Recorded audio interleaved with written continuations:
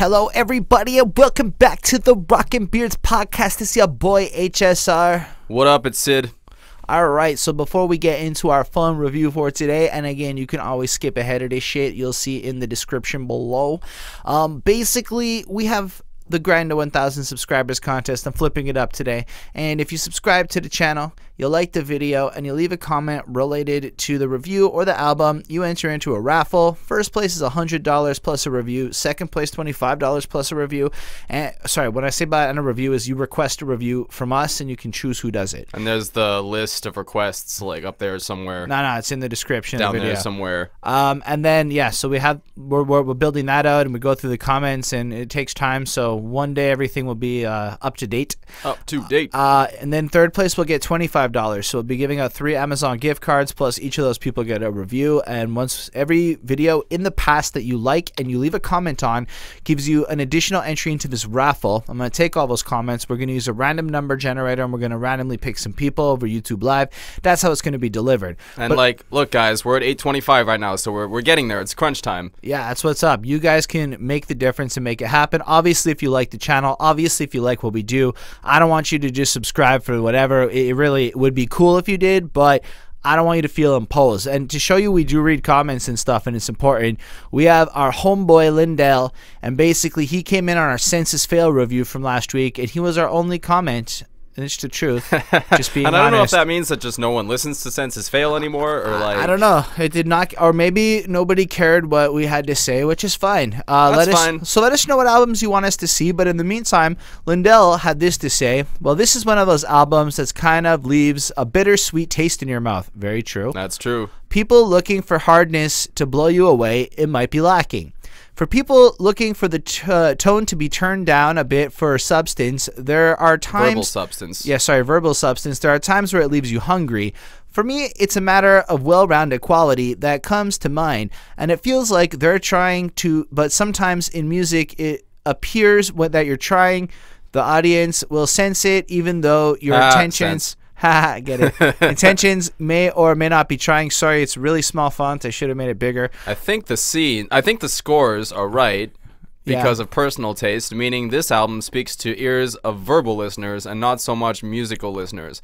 We'll have a group for Holden because I think, and Lindell like me, loves to make requests, so feel free to be like Lindell. Be like Lindell. Hashtag. I think, like me, he's a verbal listener, and the group is now broken up.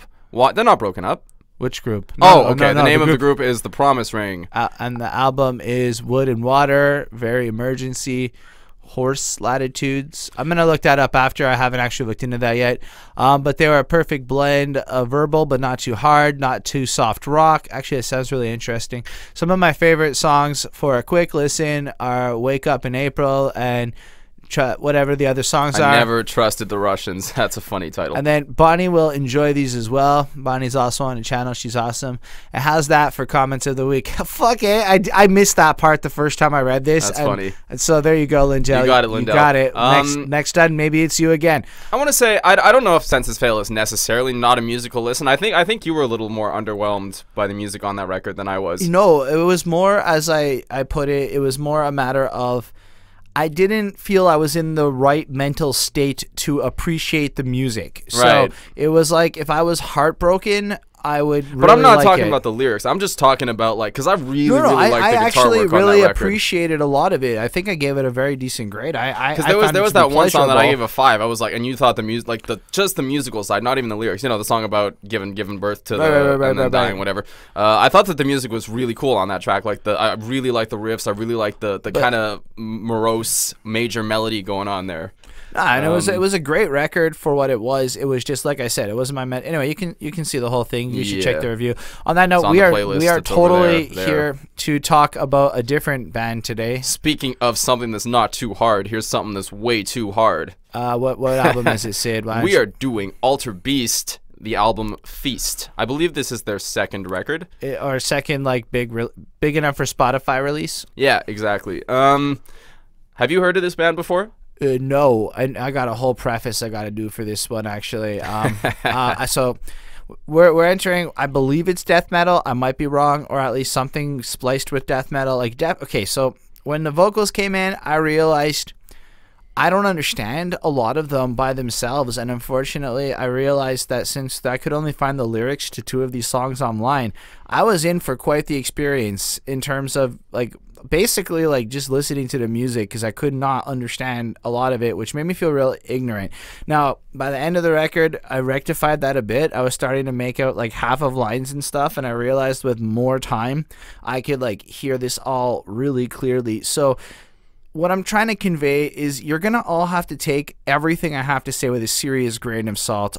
This might be like a pound of salt, just like a brick. Like this might be the first like album of this thing that's not Children of Bodom that I've listened to, because I listened to a Children of Bodom album, the Hate Crew Death Roll one. We are the Hate Crew. We stand and we won't fall. But that's it, like that, and I've heard like songs here and there of this genre, and it's not like I dislike it in any way. I've just always had trouble listening with the vocals and not understanding them, and so I was a little bit like, okay, this is new.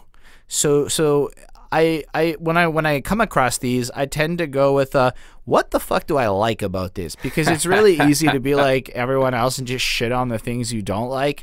So this might be one of my shortest and least profound reviews. So if you're used to my verbose nature, I don't have as much to say in general, because this was a lot of new for me. So yeah, just take anything I say with a grain of salt here. This was a really new experience. Never heard of them before. However, I don't think you'll be disappointed with what I took away from it. So what about you? I've never heard of this particular band. I mean, I'm not popping my death metal cherry with this record. I am all too familiar with this style. This particular record is what you could call melodic death metal. You could call it tech death. You could just call it straight up death metal. You could go back to bands like At the Gates, who I will be name dropping quite a bit. There's The Haunted. It's all, you know, very Gothenburg. That Gothenburg melodic death metal style is very well represented here. There's a little bit of black metal going back to the 80s, bands like Mayhem, Bathory, bands like that. It's got that kind of like high pitched with low growls coming in. And you know, if you guys are like, look, for me, this isn't even the first death metal record that I've reviewed this week. If you're someone who is not familiar with this style, and the vocals are something that turns you off, Holden made a very cool comparison before we were talking. I think he's gonna bring it up during the review. Yeah, let's just bring it up during the review. But I will say that the vocals in this style of music are very percussive. They're not meant to be melodic. The melody comes from the music. It comes from, this is very guitar-driven music in a way that even rock and roll isn't as guitar-driven as extreme metal or death metal. So, Feast. Considering the band's name is Alterbeast and the album's called Feast, I just thought it was super fitting. I'm assuming now that this album is more of a story from what I was able to like pick together, and so this is like part of a tale, and in light of that, it seems suitable. I couldn't pick apart enough of the lyrics of the story. So actually, on that note, if you guys have that context, and I will be checking in a couple of weeks if the lyrics are up and shit so I can decipher this, but if you have some context, feel free to like throw it into the comments and let me know what each of the songs are about, because I personally would really love to understand this culture better as time goes on. But the album cover was really striking to me. It was really interesting, right? So you have these like two armies of wolvy looking things ready to come at each other. It's all cartoon. There's some blade with some blood at the bottom, and it has like Alterbeast right in there. And I think Feast is what looks like blood if you actually look at it in small, because I realized we're looking at the little thumbnail version now, but I remember that's actually the name of the album, which is really cool because it just looks like the blood on a Klingon blade, which is fucking amazing. And so I really like the effort put into it. So considering some of the lame ass album covers we come across, this one like it almost gave me the impression that these guys care enough about their act and their art and what they're trying to convey. So almost some of the depths of like what Gwar would put together for the level of perfection that they're looking for their brand and image. So that's right. I forgot we did Gwar. Okay, so you're not total like Okay, so the thing about this style of music, right? I've listened to a few of the older Gwar albums since then. Yeah, the thing about this kind of music, right, and I'm not just talking about death metal. I'm talking about extreme metal in general. So I'm throwing Gwar under that umbrella. You don't have to agree with me. That's fine. But these bands tend, like, it's theater, right? Everything is a production. Everything is heightened reality. So they always tend to put a little bit more work into their album cover. Like, it's not arbitrary. It's always a crazy graphic or a really well painted drawing. They always get the best artists in the industry to put together, and it's usually shocking. It's usually, this is actually pretty tame. Sometimes you'll have like a woman lying there being eviscerated by a bunch of zombies. Sometimes you'll have a fetus being pulled out of and I'm not just talking about Cannibal Corpse records, but the other thing that really struck me about this cover is that the band's logo, Alterbeast, is legible. And there's one thing that drives me nuts about extreme metal bands is that they put so much work into making their logo look really, really intricate that sometimes you can't even read the fucking word. And so you have no idea, like, between death killer zombie band or like Hail Satan, whatever. Like, you can't read the fucking name of the band, so who cares what you're listening to? It's all interchangeable. So I really appreciate how the logo is very intricate, but you can read the words Alterbeast. I just gotta, like, throw this out there. Now, if you've watched us for a while, or if you're new here, we don't necessarily get this much conversation out of the album cover ever. So I find it just crazy that on an album where I felt like I would have so little to contribute already, we were, like, hitting it up with, like, this fucking in-depth look at the quality of this album cover. And I'm like, man, I'll have, like, the craziest fucking band come in, like Foo Fighters, and the album cover is just lame and there's nothing to fucking talk about. So on that's cool. That makes me, like, honestly, the impression I got was, one way or another, I want to kind of hear what the fuck this is, because it's not lame and uninviting. They are clearly artists, because that's cool. The real thing is, like, this is a style of music for appreciators, right? For connoisseurs. Like, you're not a casual listener coming in to a fucking death metal record. You're coming into a death metal record very because fair. You're someone who is familiar with the style. You want to hear the riffs. You want to hear some crazy technical shit. You want to hear some heavy ass vocals, and you want to rage. But you want to rage with quality. And I think bands, especially bands nowadays, because there are so many of them, like, they really understand that, and they always bring that quality and that culture and that representation of it. All right, well, welcome to your fucking doom, Sydney. Yeah.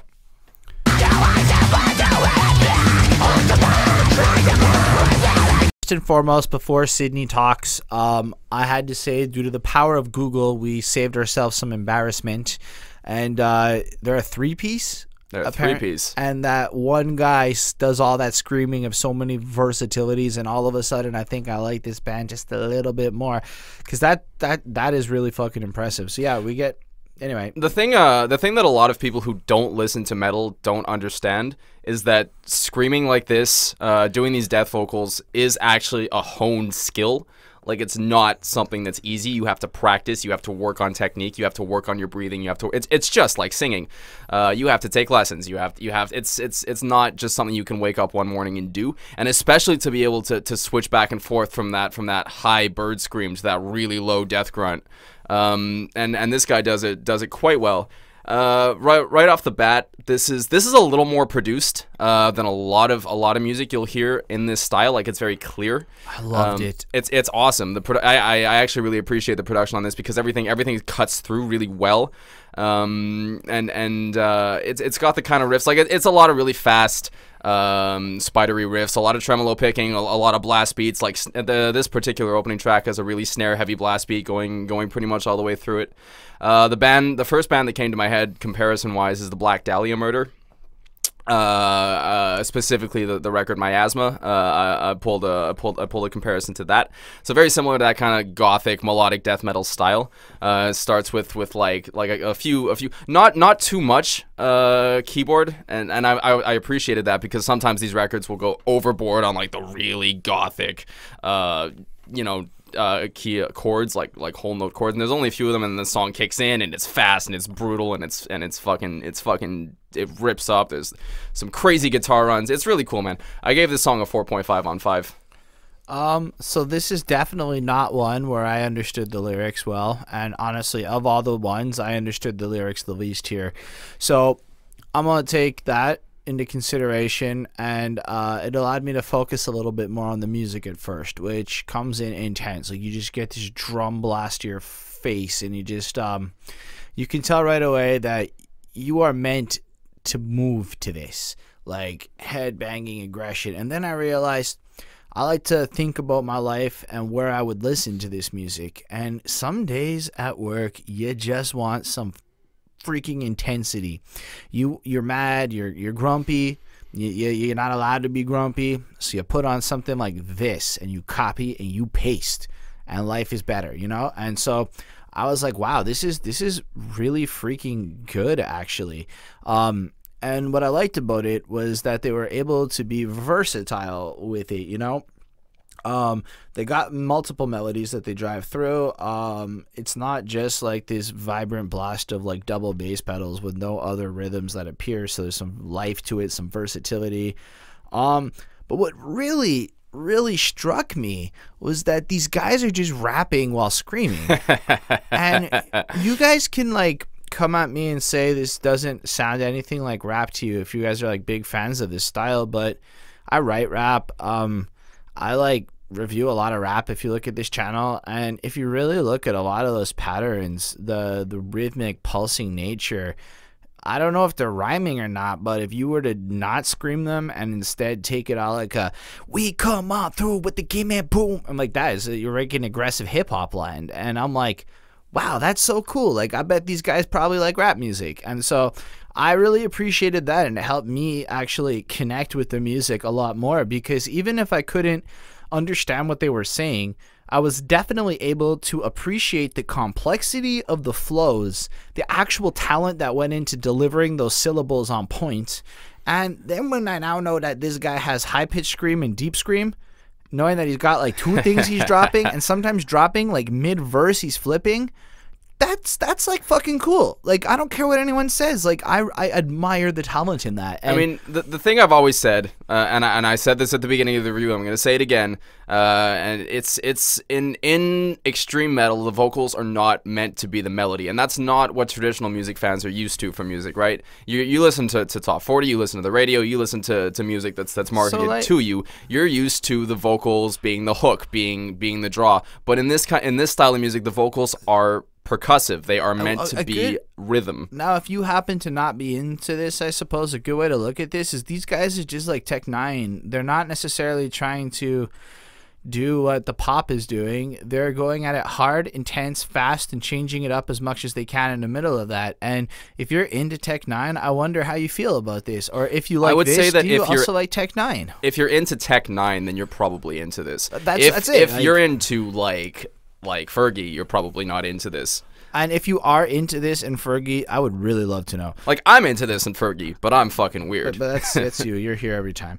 Honestly, I dug this as an introduction, right? So without the lyrics, I can't do my deep dive analysis shit that I do, but I can tell you that this song was alive. It was under 4 minutes, right? Which I also think worked to its favor because it was an introduction to their sound, and the melody that they chose for this, it was just so striking in the way that it contrasted with what otherwise might be a typical sound to expect, giving it this like lifestyle and vibrancy that maybe I'm ignorant, right? Keep in mind, I don't have a huge catalog to compare against, but as a guy who maybe doesn't normally listen to this, there was a pull here for me that I wasn't expecting.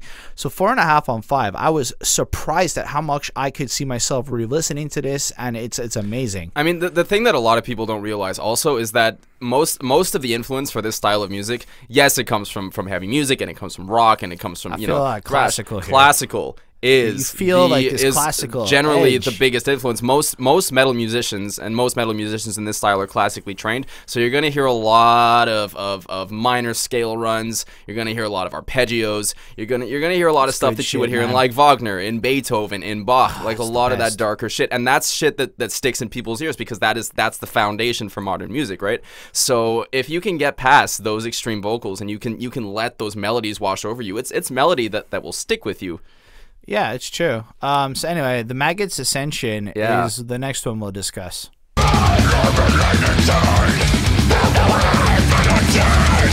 So take 2, because I forgot to hit recording for this little part. What I wanted to say before Syd starts is, holy shit, these guys are tight. Like, the synchronization of, because you got to keep in mind it's fast, right? Obviously you know that, but like there are parts in this song where like all of them just stop for like literally half of a second and start again, and it's just like you could hear a coin drop for that half a second. It's so tight, it's so well delivered, everything's perfect. Go on, Syd. Yeah, it's super tight, like micro beat tight. And what I appreciate especially in the drums on this record is like a lot of metal bands will try to out heavy each other in terms of like especially the double kick, and you'll hear it like they'll give it almost a mechanical production, and it'll be like at the 4 of the beat, and it's like that's what's being shoved down your throat. And I'm not saying that there's no double kick on this record, because it's fucking everywhere, there's blast beats everywhere, but it's far enough back, and it's done with enough creativity and enough variation that it really adds to the songs and helps them move. This song is a little slower. It's got a little bit more of a single vibe to it, as much as you can give it. There you go. I didn't know that, but like the riff, it reminded me of Behemoth, Slaves Shall Serve. If you don't know that song, you should go check it out. It's a really cool fucking song. The riff reminded me of that a little bit, so a little heavier, a little more deathy, a little less mellow death. But it's same kind of thing, man. Just it's a really heavy, really fun listen. Just it's a lot of energy, a lot of aggression, a lot of great riffs, and some really great riffs, some really great vocal delivery. So I gave this one another 4.5 on 5. So this one did have the lyrics available, so I was able to follow along, and I realized I like it better when I don't necessarily know what they're saying a little bit. I mean, it's not that it's like bad poetry or anything, like it's okay. I really enjoyed it. Like, in shit you live and die, invading, gestating, existing, enslaving, parasitic eggs we sow, necrotic, symbiotic. And I'm like, man, they rhyme like motherfucking G's. It's so like, funny to hear you deliver that in like a hip-hop flow. But that's how I heard it, really. It translates to me. Like, at the base, it's a hip-hop flow with tight growling. So it's really cool to me. Now, you may not agree with me, and I don't even know if they like it. I hope they do. But I feel like these guys probably listen to hip-hop. A lot of modern, especially like deathcore artists and similar styles will bring a lot of hip-hop influence into their sound. I think it's something that the metal community is finding increasingly hard to ignore, and increasingly understanding that they shouldn't be ignoring it, because it's so cool. Well, that's it, right? Because now there's so much music that like you can't ignore everything that's going on around you, and it's better to embrace it. It gives you more of a springboard to bounce off of in terms of writing songs, in terms of writing lyrics. But it was really cool. I mean, yeah. But then there were more lyrics in here, and for once we lived in servitude, their palace built upon our tomb with 100 eyes we now can see. It's they who kneel and bend the knee. You're killing me. But like, I don't know if that was the exact flow, but it may as well have been. They were going fucking fast and hard hitting. That's part of why I use Tech 9 as a comparison. There's one song where I swear they're chopping a little bit. It's freaking awesome. I like that. But then so the song ends with some buzzing and stuff, which is cool, I guess, because it adds theatrics, and the whole song. So I wasn't sure if the maggots are like literal fly maggots that are revolting, and this is a song about maggots and flies and stuff, or if the flies and stuff are feasting on the corpses of the people who have been killed in the revolt of slaveries who have been done. So I was a little bit unsure of that. I tried to wrap my head around it. I got those two possible scenarios, and it sounded actually like, damn, I wish I understood what was going on here. This story is like surprisingly not that lame, because I wasn't sure. Sometimes it sounds like this and it's corny, and there's another example of corny we'll talk about later on. But this was like interesting. I mean, I'm certain these are all like done to death tropes to like, you know, the listener who knows what's being said. But for me, it was like, damn, this is language I have not encountered, and it was surprisingly cool. But it was also a little bit like, I don't know how much I want to listen to this song knowing what it's about now. Like, you have to, like, to me, and I'm not trying to be like anything about it. I'm not a huge fan of horror. I don't like Rob Zombie's movies. I like all of these things together. So it's like, it's not that they're poor quality. I've just never been that interested. So it's going to take me a while before you'll see me being like, yeah, let's put on the Maggot song. But in the meantime, I really dug its construction. It really followed through well. I really did enjoy it. I dug it. I give it a 4.25. I like the way that they keep the energy alive, and I'm still invested in this album at this point. Like, it's cool that you bring up Rob Zombie as a comparison, because it's the same kind of thing, right? Like, Rob Zombie, almost every Rob Zombie song is about a horror movie. Rob Zombie is a fucking horror movie nerd. Movies I was thinking. But even his music, almost every single Rob Zombie song is about a horror movie, a B movie that he watched, really enjoyed, and decided to write a song about. And it's the same thing in extreme metal. Like there's a lot of medieval imagery there, but it's not. They're not really necessary. They might be making comparisons to the real world, but it's theater. It's meant to take you out of the real world in the same way that like. A lot of rap is meant to take you out of the real world and give you this image of like of a rich lifestyle and not necessarily a lifestyle that even the rapper is living. Like I don't think these guys are hardcore Satanists. I think they just enjoy this type of imagery and this type of entertainment. Yeah. And that's what they're trying to convey to you, and I think they do that very well. Which is cool. And it might take a while before I love it the way that you folks do, but when we think about it without thinking about what the song's about, in all fairness, it's a little bit less good than the opener and a little bit less good than some of the other ones to me. So I give it a 4.25 because I really thought it was still enjoyable. Like so far, this is an album where I would listen to it again, but I don't know that I go out of my way to listen to this particular song again. Still, the next song comes in and it is a Black Flame Illumination.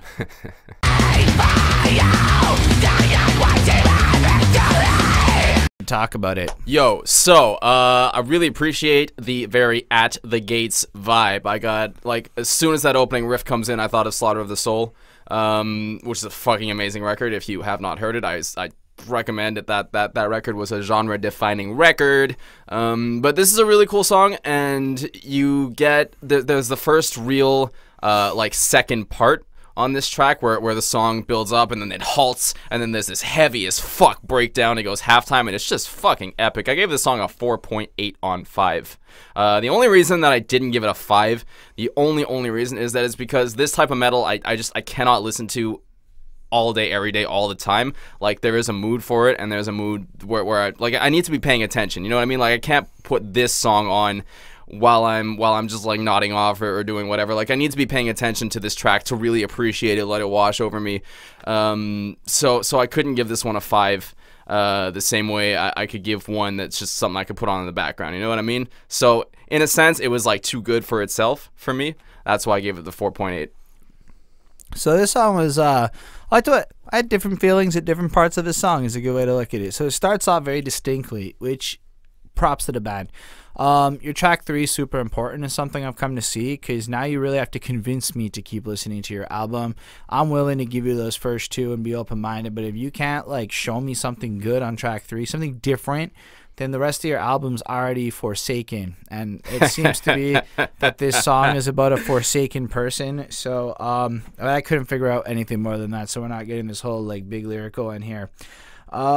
I did make a couple of notes here. I think I heard a bunch of stuff about eternal torture and things, and I really appreciate that the way he does the vocal styles going back and forth between the high-pitched and the lower one, almost line to line sometimes, sounded a lot like Dr. Dre and M in Guilty Conscience, and I really appreciated that. So it really gave me like a lot to, but it's true. Like you can say whatever you guys want, man. This is what I found in it. It's just such a funny comparison, but like I'm into it. But if you really think about the way he delivers those lines and the way they almost argue with each other of sorts, in the different voices, it really is like I thought it was 2 people at first, and I thought it was more like Dre and M. Now it's more like one guy being Dre and M. So it's even anyway. So I really enjoyed that part of it. But then the song kind of has the pumpy part at the beginning, which I really liked, where it felt like you were pumping. Then it had the double bass part in the middle, and it was my least favorite part of the song. Then it had the funky part at the end and the solo-y part. And I liked everything but the double bassy part. But, I mean, the fact that I could also categorize the song so, like, in boxes, it took a little bit away from it. It's the only one I felt that was so easy to put into boxes like that. So I gave it a 4. It was definitely not one that I enjoyed as much as others. Fair enough. Shall we feast? Yeah, let's do it. I'm hungry.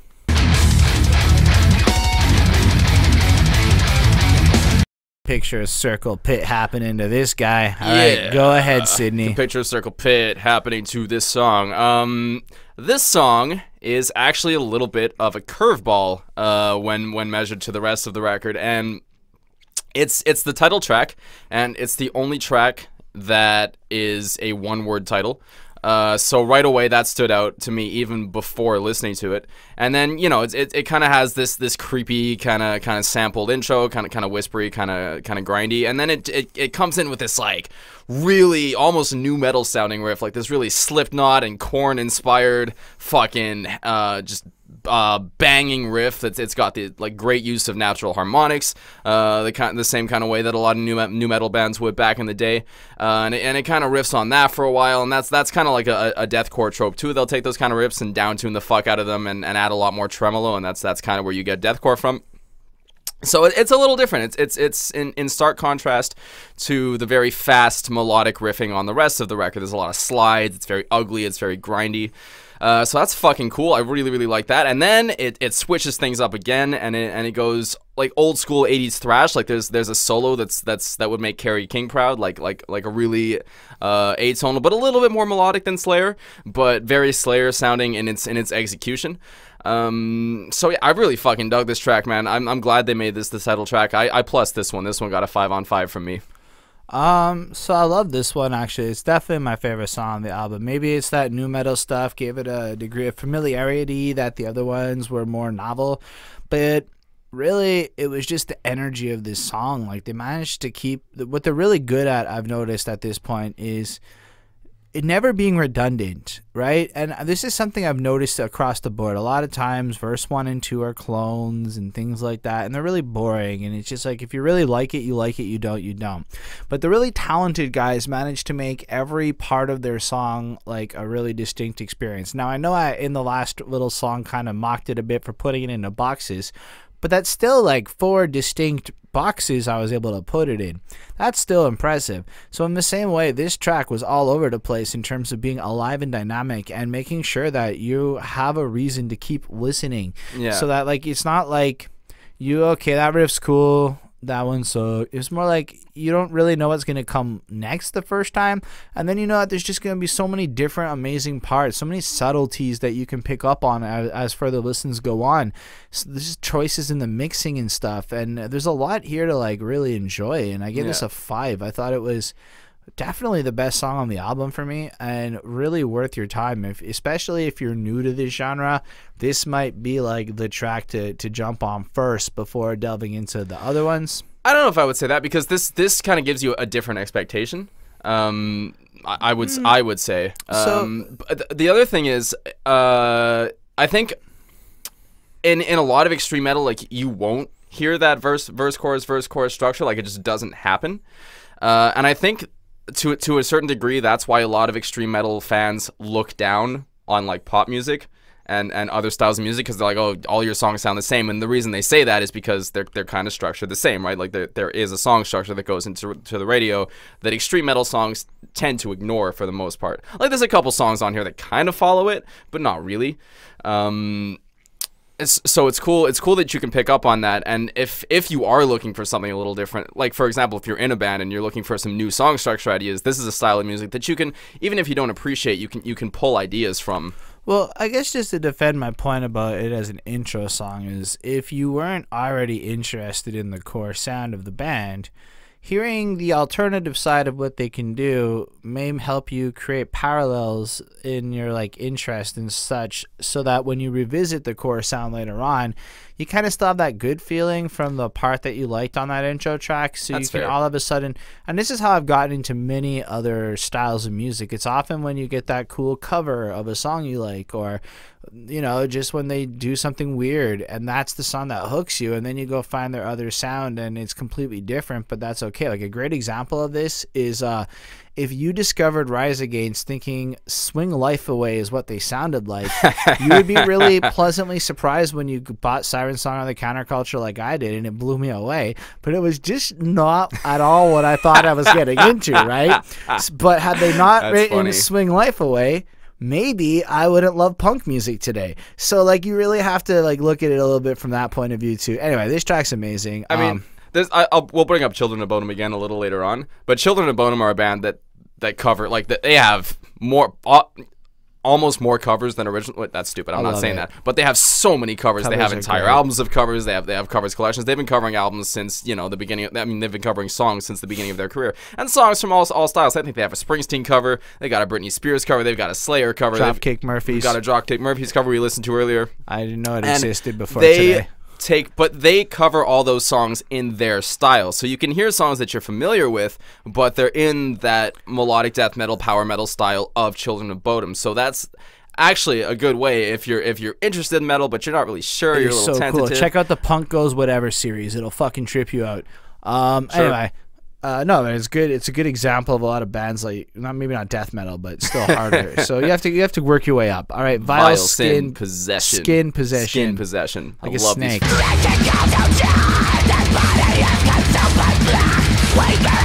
Before we begin, I would like to share a rule Bonnie tried to impose on the apartment for me, and it was I'm not allowed to listen to this album without headphones, and I'm ignoring that rule today as we record this. Rebellion. It's metalheads have it hard, man, because you know you go to a party and you go to, or even just like I've lived with roommates and I've lived with some of my best friends, and I've always been the only one that's into like really heavy metal. So like I'll be cleaning or whatever, I'll be doing the dishes, or I'll be fucking sweeping up, and I'll just be fucking blasting Opeth or something like that, you know what I mean, like old school Opeth or old school In Flames or something like that, and I'm fucking like into it, and my roommates will come in and be like, why are you listening to this trash, why are you listening to this garbage, and then they'll go fucking put on Happy, and I'm like, man, that does the same thing to my ears that my metal does to your ear, you know what I mean? And it's a fucking hypocrisy, but at the same time I understand, because this music is aggressive and it can be obnoxious, it can be offensive, and more than like a banal little non-offensive song like Happy can be. So I get it, but at the same time it drives me nuts because I want to turn this shit up to 11. Having said that, this particular song I liked it a little, you know, it's still great. It's thrashy as fuck. It really, again, it had that like old school At the Gates vibe, that really old school mellow death vibe. But there was nothing really that stood out the way some of these other songs stood out for me. But okay. Having said that, it's still awesome as fuck, and I can rage to it. So I gave it a 4 on 5. So I dug this one, not as much as the last one, because the last one was the best, but yeah. This song was cool a little bit, right? Because I pictured some imagery in my head while this one. It had this hunter vibe, this like you're like almost like Predator, like the movie Predator. Like it almost would have fit perfectly in some of those tense scenes. I know maybe I'm bad at movies, but this is a really good like pump you up fucking jam, and I have a lot more to comment on it, except that it managed to come in with a different energy. It's fast, it's short, it comes in, it does its thing. That's right.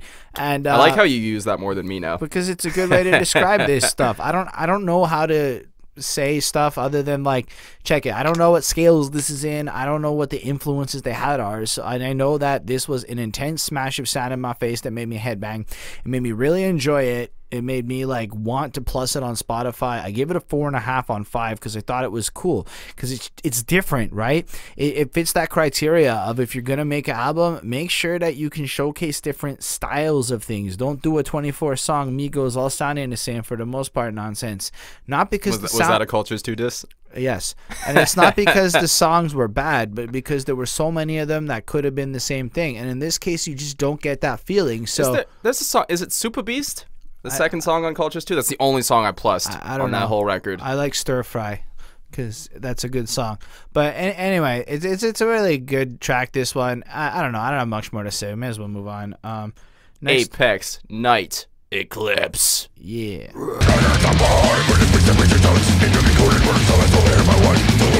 I want to just say something, and people might not like what I have to say here, but I think it needs to be said. So this one had the lyrics available, which leads me to believe this was a single. Okay. And when I read those lyrics, it's clear like Christian bashing stuff going on almost the whole way through, which is whatever. I believe in God and I have no beef with God, so I find this stuff a little bit challenging to listen to for certain reasons that are whatever. But it's stuff like 666, summoning of the blackest fiend, king of hell, Satan hear our spell, with fang of wolf we shall feast upon the sheep. Like okay, so I'm gonna throw something at you right now. There's a band called Slayer. I know who they are. Little band called Slayer. I understand. And they are one of the top anti-Christian. That's okay. Having said that, their singer is a devout Christian. That's not the problem I have with this. So thank you for bringing up Slayer, because they kind of are part of my problem with this. Slayer set the template. Right. No. Well, but go ahead. They're part of an influence of popularizing this style of lyrics. Sure, okay. And now, 20 years later, to me, when I hear a lot of guys say some stuff like this, it's no different than like when rappers talk about selling crack or popping mollies, because the frequency of it in the genre makes it a trope that it's like, because when you bring this up with the fans go, it's not that unless it does this, and they say the same crap that the rap defenders do, like the ignorant ones, the ones who really don't care, they just want it to be a certain thing.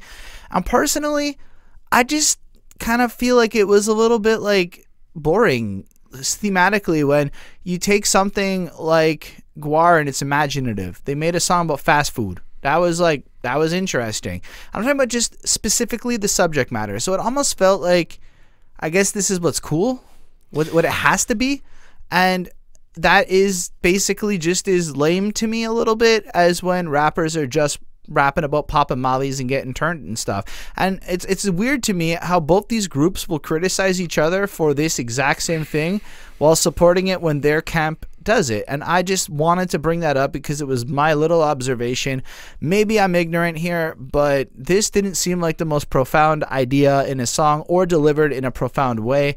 It felt really the equivalent of like what I've already said. I mean, look, for me, this particular song it's not for lyric heads. This is for the rhythm nerds, right? Like this is for the guitar. This is for the guitar nerds. Hold on, neither is that hip hop for the most part. It's for the beat, it's for the flow, and it's exactly the same defense. Right, but do you see where I'm coming from? But the beat that you're talking about, and the technical prowess that went into composing this track are not. You can't equate them. They're not the same. You're right, and this is just about the lyrics. Okay, now having said that, that is one of the best deliveries of lyrics on this entire fucking album. No bullshit. Okay. It is possibly the most sax, and there's that piano going. No, but like even the parts of the verse, I was trying to like follow along reading it, and that guy was spitting like fast. Like he was saying almost like more words per minute than most people. Well, not I don't know if that's a good way to describe it, but like the flow and the technical proficiency of the rhythm delivered on this song almost invalidates everything I just said, is kind of what I wanted to get to, because I hated what he said, but holy fuck did I love how he said it. Even the corny 666 shit, I was totally down because it fit so perfectly into this song. So I do hope you got this part and you're seeing that I just kind of like to frame arguments like that. But like really, it's just, I don't like that one end of it. And that's the only thing about this song I didn't like. This song would have been perfect if I didn't know what he said. So there's a couple of other things. Like first off, the fact that you didn't like it, I think they achieved their goal. That's cool. Because most of what a lot of extreme metal is also to force you to think uncomfortable thoughts. Like I would be surprised if a member of this band weren't religious. You know what I mean? Like I don't think that really has anything to do with the art they're delivering. I agree. In the same way that Slayer does it. Having said that, there's also, like, I'll bring up Slipknot for an example. They have a song called The Heretic Anthem. Yeah. Where the chorus is, if you're 555 and then I'm 666. Yeah, I know. That song has nothing to do with religion. I agree. That song was written because Corey Taylor was approached by his record label who said, we need you to write a more melodic single. And he delivered that as a fuck you to them. Not as a fuck you to religion. He doesn't care. They don't care. So this song isn't necessarily just to counter that, you can tell that song's not about religion. But I don't think this song is really about religion either. I think it's about... I think it fits the story. It fits the story, and it's not... If you like... I hate it when like an indie band goes on a rant about religion, because I can tell that they're coming from a place from where they're really looking down on religious people. I don't think that this band is legitimately looking down on religious people with this music, and I also don't think that they're the type of people who would not turn up in a club if they heard a song about Molly. You know what I mean? I think they're open to all of it, just based on the style of music and what I know. Like I hang out with these people, like in the Montreal metal scene. But like I completely respect the defense of them, and it's not me shitting on the band. This is just my feelings about that one particular approach to this styling. And it's not about God. Like, we did that metal album that more or less trash God the whole way through, and I was like praising how they handled the subject matter because it was interesting. Right. So it's really not about that. It's that this sounded almost like, if I were to guess what a death metal song would be about by numbers, as a guy who has looked at the lyrics of singles and things along the way as a complete noob, it was this. It was so exactly what I expected it to be that my first thought was, like, when rappers talk about banging your girl and making, like, it's the same thing. And that little bit is disappointing to me as a person because of my personal interest in diversity and exploring topics in a more creative way. However, the other track they did, I really dug how they did it, so I'm not saying it's symptomatic of everything. It was isolated to this one song. Be that as it may, I love the way the song sounded, and weirdly enough gave it a 4.5 on 5. What I'm trying to say is I really enjoyed the sound of this song, but was disappointed by what it was about. Yeah, okay, that's fair. I mean, look, this song made me want to rage the fuck out, like, right from the intro. There's all kinds of punches, all kinds of crazy rhythmic changes going on. It's cool. There's a lot of really different stuff that you don't hear, that they, like, you can tell that these guitarists are experimenting, like, they're trying a lot of new shit. And I really appreciated the piano overlay. And it wasn't a lot of gothic songs and a lot of gothic records will use piano and synth to, like, a drowning effect, you know what I mean? Like, they'll drown you in gothic, and this doesn't really do that. It's just kind of sprinkled out a little bit. It's to taste kind of like, you know, you put a little coriander on something after you're done cooking, and it gives a little spice, gives a little flavor. So I really like that, and I also gave this song a 4.5 on 5. Awesome. I don't have any other notes. That was a really interestingly diverse conversation compared to maybe some of the other ones here. So let's talk about Coffin Crescendo and move it along. Coffin Crescendo. Before we begin this track, just to follow up on the last little conversation, I wanted to say that there's a good chance that it might be that the label pressured them into making that particular song sound that particular way, and it's not even their fault, and I don't even blame them a little bit. So moving on, how do you feel about this new song we're talking about? Okay. I like this song a lot. This is the other song on the record that I plussed. This is a proper ballad. It's a proper ballad done in a proper death metal way, and there's not a lot of death metal bands that can pull this off. So I really appreciated it. It's got this a sense of emotion. It brings these like really heavy melodies in what you would call the chorus, and then the fucking the solo just goes off, man. There's this melodic guitar passage, and they do the dual guitar thing, and it goes off in all kinds of crazy nuanced directions that you just don't expect. Like it goes from like atonal wankery to like really melodic, beautiful passages, and it does it all in this one long run, and then it comes back around to the aggression again. So I love a song like this, man. I gave this a 5 on 5.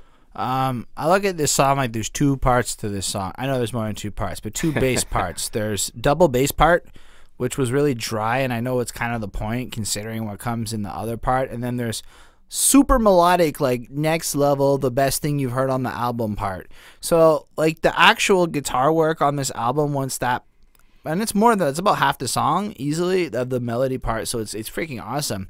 It's the best solo-y stuff I heard the entire record. However, it starts with the double bassy stuff, and it's really like bland. Like if like I just listened to the first minute and decided that was gonna be like it and judged it from there, I would have probably turned it off like a fool, because I would have missed the good stuff that came later. But it did not give me the same level of I really want to like love the I want to love the song more than I end up loving this song, because there's a lot more that I dislike about this song than I felt about different ones, right? So on the one hand, super fantastic mixed with less fantastic. I don't know. That's just my end result. I give it a 4 because I can't deny the amazing talent of the parts of the track that I loved, but whatever. That's just kind of where I landed on this one. Where do you think Dead Angels lie? I don't know. Somewhere else.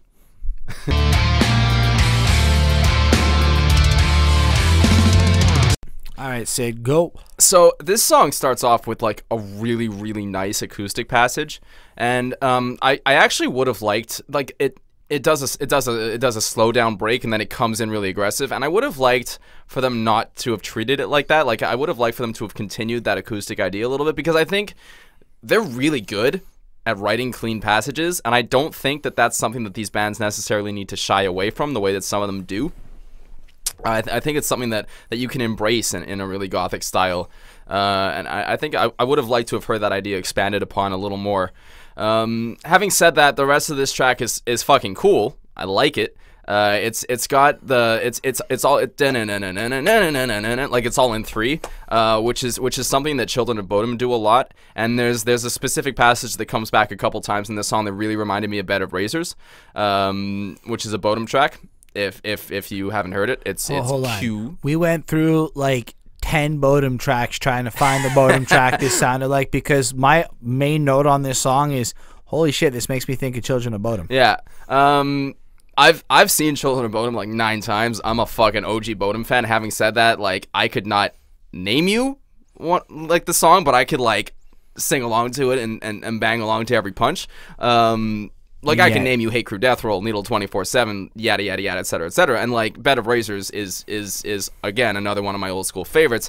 But at this point, the song is all kind of fucking. But I think it's worth noting then, just in the quality, that we're not saying that this is like they ripped off Children of Bodom. No, it's more of a tribute. It's more like we had to go digging to find the song that, because we both felt like we'd heard it, and I've only heard Hate Crew, Death Roll, and like then when we realized none of these were exact, it was like, wow, they really just wrote it more like in the style of Children of Bodom. Yeah, I mean, look, a song like Blood Drunk does the same kind of thing, right? It's all in that 3 kind of waltzy rhythm, which again is different from the rest of the record. So it's cool. I did feel like the song was just a little long, but I get that they're getting to the end of the record, and it's a 9-song record, and it's a short record in general.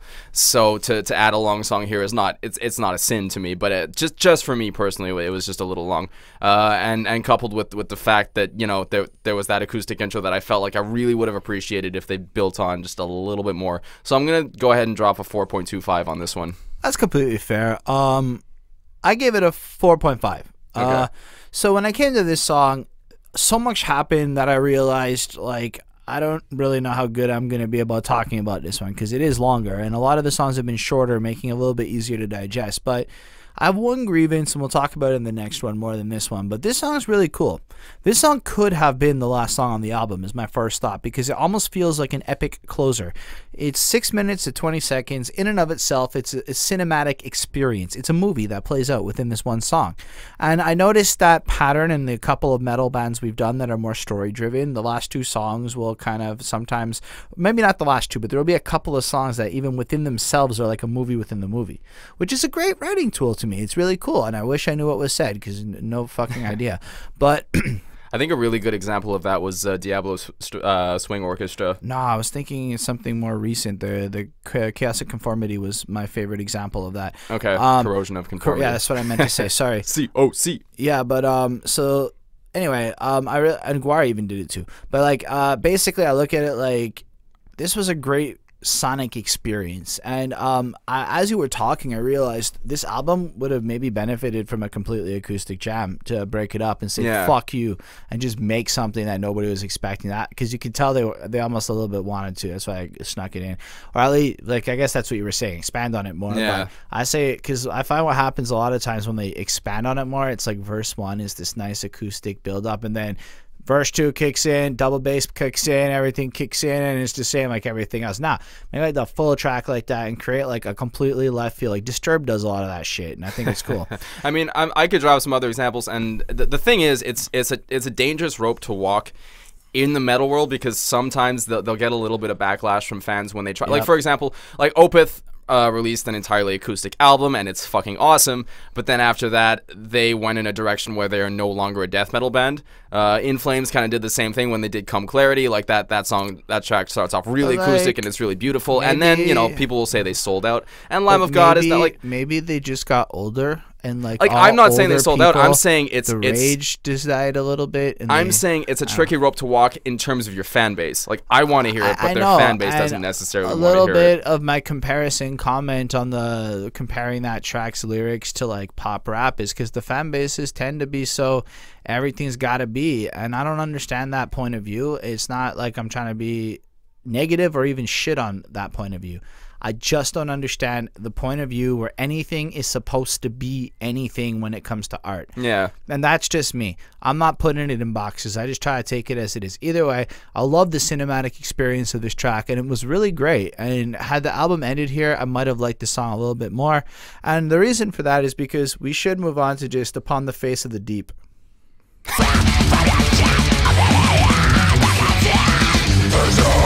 The real reason for that is because, frankly, this song is equally as good as a closer, but by putting them back to back like they did, it was like, that was so weird. Maybe because of the story, it makes the total amount of sense, but it was like you had a whole album of almost shorter, poppier stuff, and then two epic guys right at the end of the album. It was just such a lane shift, but in a way that I feel like had they put one of these two songs earlier in the project and kind of spliced it up a bit and then had a couple of short guys building up to this momentous experience at the end, my overall enjoyment of this project would have gone up. And I already really enjoyed it. These are just me nitpicking here. I mean, I actually agree. I felt like this song is fucking awesome. Again, it's on point. It's full of these great riffs. A lot of energy. It was just a little bit underwhelming as a closer because there was just nothing, like, yes, it's long, but there was nothing different enough to really, it was to the point that, like, the first time I listened through this record, the next record on Spotify from this band started playing, and I almost didn't notice. Like, there was just nothing that left me with a, okay, that's my closure. The album is done. It's complete. This is one piece. You know what I mean? So if they had taken this song and put it, you know, track 4, track 5, give you that nice piece of meat right in the middle, and then have one of the more standout tracks as, you know, maybe the title track as the closer, not necessarily as long, but different enough that this feels like it's putting the cherry on the cake. So for that reason, I gave this track a 4.2 on 5. And for that same reason, I gave it a 4.5 on 5, because I actually think this song is basically equally as good as the one that we just listened to. Cinematic experience, blah blah blah, but album placement like kind of hurt both of these tracks a little bit. It made me appreciate them both like a little less, because it was like, wait, I just listened to this song. I mean, obviously they're different. This one's a little more harder and in your face, and the last one was a little more melodic and fluffy, which is cool. And I like the fact that they're not exactly the same, and it made it like, we're not saying this is an unpleasurable experience, but it was just such a noticeable, like, that was a little bit weird. Why? Oh well. Anyway, so I gave it a 4.5 on 5. I like this song. I like it a lot. I plussed it. I thought it was great. It was super enjoyable. I don't know. I don't have a lot more to say here. Do you? You want to wrap it up? All right. So for this album, in light of any criticism I gave, I loved the experience. I gave this song a 4.4 on 5 because I have very little to compare it against in the realms of what it does, making it like everything was awesome and new. And I ended up plussing plussing to Spotify. Welcome to Your Doom was fucking great. Feast, well, the rest of the album. Feast, Vile Skin Passion, Apex Night, Eclipse, Coffin, fuck, I can't read it. Crescendo, Where Dead Angels Lie, and the final one. Are we gonna have like a list? Maybe show not. Up on the. Well, you guys can picture it, but maybe not. Yeah, I'm gonna get one nicely made. But for now, you can just picture it in your head. I like what the idea is that we're trying to do for you guys is we're trying to give you the songs that we put on our playlist, especially for those of you who only show up for the end. You couple of you, we still like you. You guys are awesome still. But just to give you an idea of what like we felt the highlights were. But for me, the problem I had with this one is pretty much everything was a highlight. So in fact, there were only 3 I didn't plus. For me, this is a really solid extreme metal record. It's not doing anything overly different, but everything that it does on point. It's super well. You can tell that these guys have not only studied their music but studied their metal. So you'll hear a lot of At the Gates. You'll hear a lot of Children of Bodom. There's a lot of Slayer going on in here. A lot of thrash. A lot of crazy mellow death. A lot of crazy tech death. Just the littlest splash of that like mid 2000s, late 90s new metal, just enough to give it that like modern sound, but not too much to piss off the fans that hate that style. So that's cool, and the production is really nice. The production is really clean. The vocals are really clean. A lot of variation in them. It's the kind of record that, like, if you're not into this style, you won't be into this style after listening to it. But if you're open-minded and are curious to get into the style a little bit, the production, the cleanliness on this record might open your mind up a little more to it. It's definitely not noise. It's not noise. It's very melodic. A lot of classical influence. A lot of great guitar work if you're a guitar nerd. A lot of blast beats if you're a drummer who likes the blast beats. There's en masse on this record. So I think for the first time we gave the same grade. I gave this a 4.4. That's cool. All right, thank you everyone for watching. We appreciate you being here with us. Oh, wait, I plussed, sorry, my bad. I plussed Feast and Coffin Crescendo. Dope. Thank you all again for being here. We really appreciate it. We do care what you thought of this album. What are your favorites? Let us know in the comments. Let us know what you think of our review. It's all about building a community to us and hearing what you have to say, trying to find like-minded music nerds to get into that conversation. So on that note, feel free to subscribe to the channel for more content. Like the video if you dug it. And on that note, we'll see you next week with another review. Peace.